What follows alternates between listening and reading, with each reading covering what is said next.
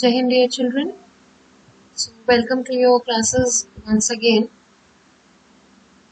In this video, we are going to talk about the same chapter and about the next topic, and that is properties of acids.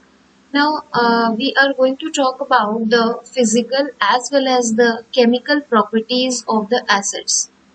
So, before we talk about the physical and the chemical properties, I just want to clarify one thing, that what is the difference between the physical properties and the chemical properties.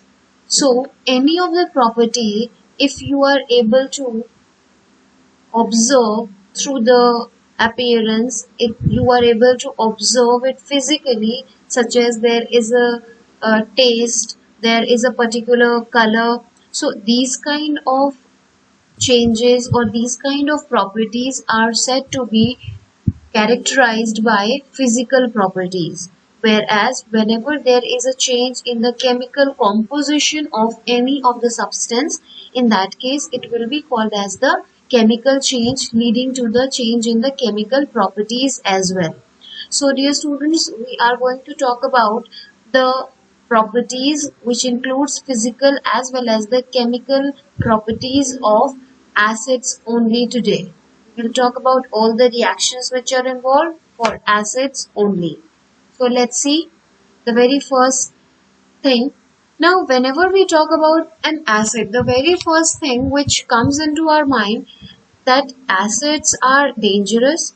So my question to you, that is that so that every time and all the acids are dangerous for us? No. The answer will be no. Reason being that all the acids are not dangerous. It depends upon their strength. About this strength, I will be talking about in the later classes. But we need to know that there are lot many acids which we are using in our everyday life. In the previous class, we discussed about certain examples such as lemon, which contains citric acid, orange, which again contains citric acid. You can talk about tamarind, which contains tartaric acid. Similarly, we can talk about milk, which contains lactic acid. So, these all are the ones which we are eating, we are consuming, but we are not getting any kind of problem, or we do not have any dangerous effect because of these acids present in our food. So, but when we talk about the concentrated form of any organic acid, let me brief you out about the classification of acid. The acids are basically of two different types. One is the naturally occurring acids, which are the organic acids, and the other are the one which we are preparing in the laboratory, and these acids are the mineral acids. So in general, the mineral acids are found to be dangerous, whereas the organic acids, which are the naturally occurring acids, do not have any kind of dangerous effect. Okay, so I will brief you about this acids, the different categorization along with the strong and the weak acid, concentrated and the dilute acid in one of the other classes. Right now, let's talk about the properties of the acids. Now, as you all can see here, there are four physical properties of acids which I have mentioned over here. The very first and the common one is the sour taste. Yes, every time we cannot taste any of the acid, but in general, if it is a naturally occurring acid such as citric acid or the tartaric acid, etc., we can always find out its taste. So the acids have a general taste which is sour. Second one, you can see they are able to turn blue litmus to red. This is something which you have been knowing from so long, and you all must have done this activity on your own as well. So whenever an acid comes in the contact of a blue litmus, it turns it red, indicating that the given solution is an acidic solution. The third one is the corrosive in nature. What do we mean by corrosive in nature? That whenever they come in the contact of any of the surface, they may make it rough. So just recall the marble cancer which you have studied in class 8, and the same observation was done on the Taj Mahal. It was because of the oxides of nitrogen and sulfur which was getting undergoing reaction with water and forming acid in the atmosphere, leading to the acid rain. And when this acid rain falls over the different monuments and the white marbles, it may turn it yellow in color, and that is only called as marble cancer. So the acids are corrosive in nature, and again it will depend upon whether we are using a concentrated form of an acid, or we are taking a dilute form, or we are talking about mineral acid, or we are talking about the organic acids which are the naturally occurring. But in general, the acids are found to be corrosive in nature, and therefore you will often find a danger mark on the bottle containing the concentrated acid. So whenever acids are to be handled, there has to be an utmost care in the labs, and that's why generally the teachers demonstrate you the practicals wherever the acids are involved. Okay, the next one is the conduction of electricity. So students, here this is one of the very common property, and I hope everyone would be able to answer this question, that why acids are able to conduct the electricity. So the conduction of electricity is basically because of the formation of H plus ions. Now whenever there is a formation of proton, such as by suppose HCl or H2SO4, any of the acid you talk about, in that case there will be the production of free electrons. And you all know in physics you have studied that the flow of free electrons cause the electricity to flow. So if anywhere there will be a presence of free electron, it will be able to conduct the electricity. So this is why when we talk about the carbon, one of the allotrope which is graphite and the another is the diamond. So graphite is able to conduct the electricity even being a non-metal. So it is just because of the free electron which is present in the graphite. So all these are the general physical properties of the acids here. First is sour in taste, second is turns blue litmus red, the third is it is corrosive in nature, and the fourth is it conducts electricity.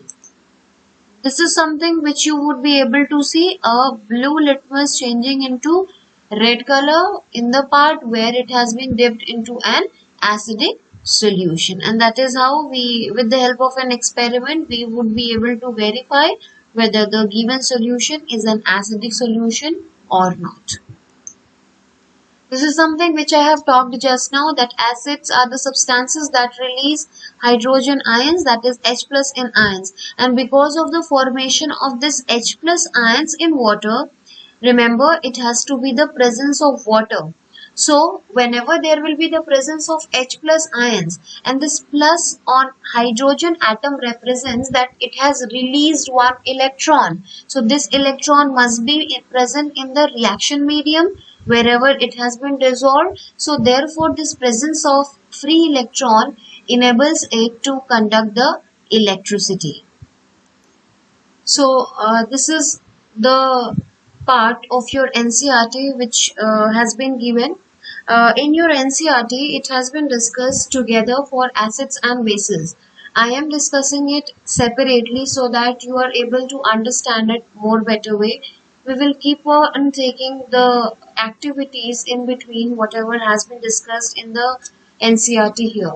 So let's see the first one. Now, when we talk about the chemical properties of acids, I told you what are the chemical properties?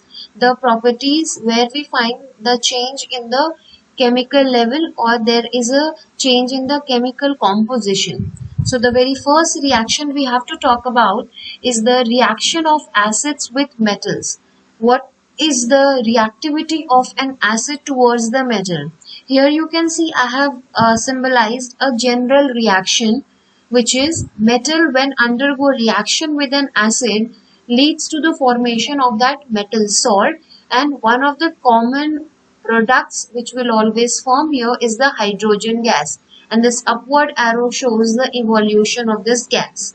So as an example, there are three examples which I have taken up. Zinc, when it is taken in its solid form or in the granulated form, in either case it will be in the solid form. Suppose if I take an acid that is sulfuric acid, and definitely we will be talking about every time dilute form of that acid, otherwise the reaction would be very vigorous. So whenever we will discuss any of the reaction of acid with any of the substance, it has to be the dilute acid to be used. So when we are using this aqueous sulfuric acid, it leads to the formation of the metal salt. Since we have taken zinc, and therefore it will be forming zinc sulfate. I hope you all know how to write down the formulas. In class 9th it has already been discussed, but otherwise you can always go and practice if you are still confused with the same. So I'll be discussing the mechanism of the reaction, so might be it will get clear at that point of time. And the other products here will be hydrogen gas. The second is the zinc along with hydrochloric acid. I have taken the same metal but a different acid in the aqueous form. So in this case we find the corresponding metal salt is zinc chloride, that is ZnCl2, and the common product will be hydrogen gas. In the third case I have taken the another metal, that is magnesium, and I have taken sulfuric acid. So in this case the product will be MgSO4 in the aqueous form, and along with the one of the common product, that is hydrogen gas. So let's first of all talk about the mechanism of this reaction, and then we will discuss and refer to activity 2.3 in NCERT. One thing I would just like to give you all focus onto, that if you observe these all reaction, somewhere in the very first chapter you have been dealt all these reactions already. So that is why the chemical reactions and equations has been made as the first chapter for you all, so that you learn most of the reactions there only. So all these examples are falling under the category of displacement reaction. So if you have prepared your first chapter properly, I don't think you will find difficulty in understanding and analyzing these reactions here. Now let's talk about the mechanism. So if you will observe the reactants here, zinc, which is in the solid form, hydrochloric acid, which is in the aqueous form, leading to formation of zinc chloride plus hydrogen gas. Now what is happening in the reaction medium? Just have a look here. Zinc is undergoing a release of electron leading to formation of its cation, and since zinc will be forming Zn2 plus, it will release 2 electrons in the reaction medium. And at the same time, since HCl is one of the acid here, it is in the aqueous form, it will get ionized to form H plus ion again in the aqueous form, and the chloride ion. We do not call it as chlorine now, we call it as chloride ion, CHLORIDE, chloride ion. So in this reaction what is happening? Just have a look.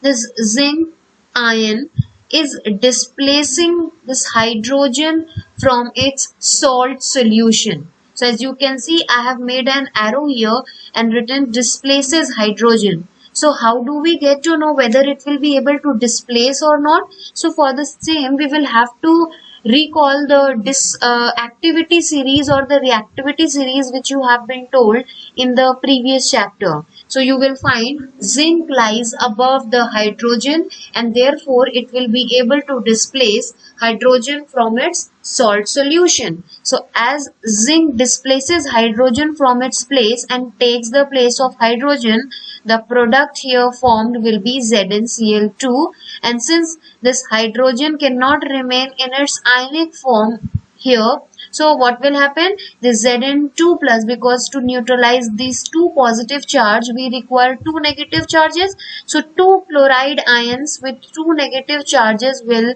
combine together and form an ionic bond to form ZnCl2, whereas this H plus which has remained in the reaction medium will go and combine with another H plus ion and lead to the formation of hydrogen gas. And this is how the whole reaction will take place for any of the metal with any of the acid.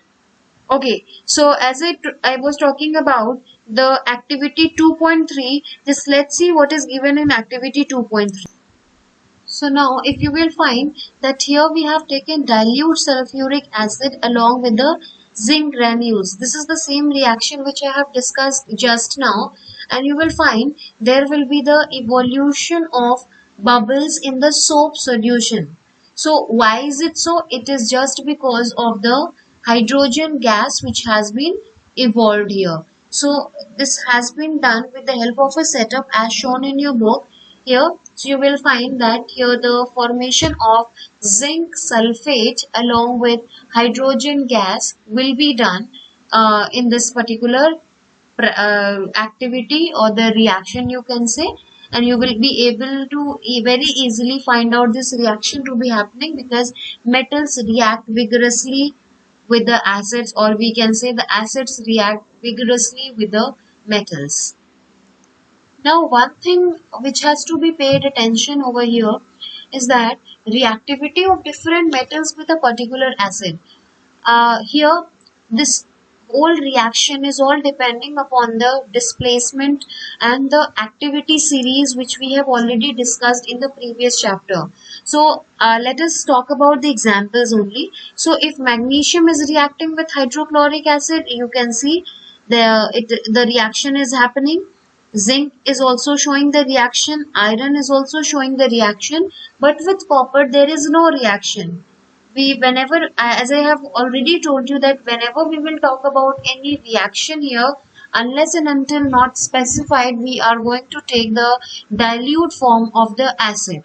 So suppose there were 4 test tubes A, B, C and D containing these 4 different metals with the equal amount of these acids, whatever amount you can fix, say 5 ml or 8 ml or 10 ml.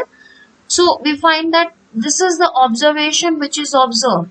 So you can see here, these are the 4 test tubes which have been set up over here, and after the rate of evolution of hydrogen gas, if you observe from each test tube, what you will find that magnesium is the most vigorous, then followed by zinc, less vigorous than magnesium. Iron reacts slowly, whereas copper does not react at all, and that is how we are able to provide this particular reactivity series as well. And why was copper not able to show any reaction? The reason was that copper lies below hydrogen. So any of the metal which is lying below hydrogen cannot displace it because it is less active than the above one. And that is how you need to be careful. Such kind of questions are provided in the board examination as well, where you need to take care. We do not have to just write down the products every time. We need to check, especially in the displacement reactions, whether the substance or the metal is able to displace the other or not, and accordingly you will find whether the reaction will be able to take place or not. So all metals do not react with same acid with the same vigor. There can be a difference in the rate of the reaction also. Okay, so now the next is the reaction of acids with metal carbonates or metal bicarbonates. What do we mean by carbonates here? It's CO3 2 minus ion containing, and bicarbonates are also called as hydrogen carbonate, which is HCO3 minus.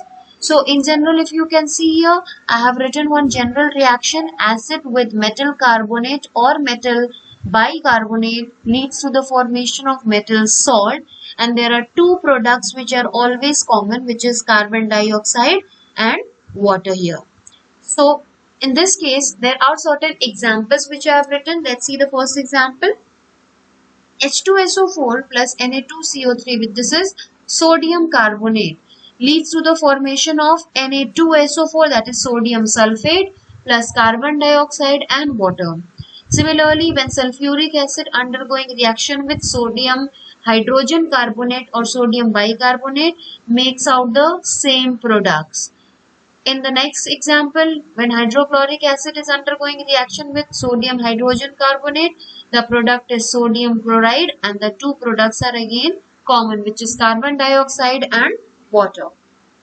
Next example, HCl when undergoing reaction with calcium carbonate, which is one of the main constituent of eggshell also. Remember, this is something which is asked sometime. Calcium carbonate, which is commonly called as limestone or marble.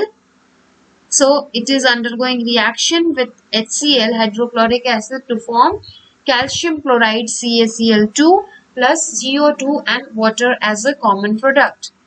So I have given this as in the form of note as well, that calcium carbonate is the main constituent of the eggshell. So for this particular one, you will have to refer to activity 2.5, which is given in NCERT, and you will be able to understand how is it happening in a better way. Now, if you again observe these all reactions, you will find all these are the examples of double displacement reaction. So that is why we said that it is very, very important. The first chapter has to be taken very, very seriously and carefully. Let's see the mechanism of this reaction. Sulfuric acid ionizes to form 2H plus ion and 1 sulfate ion. Similarly, sodium carbonate is going to ionize into 2 sodium ion and 1 carbonate ion. Now, in the first step, the products will be, there will be an exchange of ion. The sodium will take place of hydrogen and this hydrogen will go at the place of sodium. So initially the products will be sodium sulfate, that is Na2SO4 plus H2CO3, because in place of sodium when hydrogen is coming, it is forming H2CO3, which is called as carbonic acid. Now carbonic acid, being a very weak acid, again dissociates to form water and carbon dioxide, and that is why in every reaction of an acid with carbonate or bicarbonate, there is a formation of this carbonic acid, but it immediately dissociates to form water and carbon dioxide. So this is the final product which we have to consider. So you will not write carbonic acid. This was the mechanism and that's why I mentioned it over here. But you all have to write water and carbon dioxide along with the salt which has been formed as the main product. Now the third is the reaction of acids with bases. Children, I think this is the most easiest for you all. An acid when react with a base forms salt and water. This you have been studying from I think class 6 or 7. So few examples, and the most common example which you all know I have taken for the first, that is hydrochloric acid reacts with sodium hydroxide to form sodium chloride and water. Similarly, if we change the acid, so here it is dilute sulfuric acid with dilute sodium hydroxide, so leading to formation of a different salt, that is sodium sulfate plus water, which is one of the common product. Again, if you observe these reaction, you will find these are all the examples of double displacement reaction, and there were two categorization in double displacement reaction. One was precipitation reaction and another was neutralization. So these are particularly the examples of neutralization reaction. So just refer to activity 2.6 in NCERT, wherein an acid and base, that is sodium hydroxide and hydrochloric acid reaction has been discussed, leading to the formation of sodium chloride and water through the experimental setup. Now let's see what is the mechanism of the reaction. I hope it will be clear for you all. So here these both are the ionic compounds. So HCl in the aqueous form will dissociate to form H plus ion and Cl minus, that is chloride ion. And sodium hydroxide also in the aqueous form will lead to formation of sodium ion plus hydroxide ion. Now what will happen? There will be an exchange of the ion. The sodium and chloride, sodium ion and chloride ion will match with together. They will form a bond together, and this hydrogen ion and hydroxide ion will form another bond with each other. there, if you just observe it carefully, there is just an exchange. Sodium is taking the place of hydrogen and hydrogen is taking the place of sodium. So ultimately the final product comes out to be sodium chloride plus water, which is one of the common products. So you can always practice the mechanism of reaction by taking some other example. In the similar manner, you will be able to find out the products through the mechanism here. This is what this picture is also depicting the same, an acid reacting with the base leading to the formation of salt and water. Okay, the next and the fourth one is the reaction of acids with metallic oxides. As you can see, the acids when undergo reaction with metal oxide leads to the formation of salt along with water as a common product. Let's see a few of the examples here. That is, when hydrochloric acid undergoes reaction with calcium oxide, which is one of the oxide of calcium, leads to formation of calcium chloride, which is in the aqueous form, along with water in the liquid form. Same ways, when hydrochloric acid reacts with copper oxide, which is copper 2 oxide, which is black in color, it leads to the formation of copper 2 chloride or simply copper chloride and water as a byproduct. Now there will be a change in the color of the final products. Initially this will be black, but later on when this reaction has completed, you will find that it has got converted into bluish green color.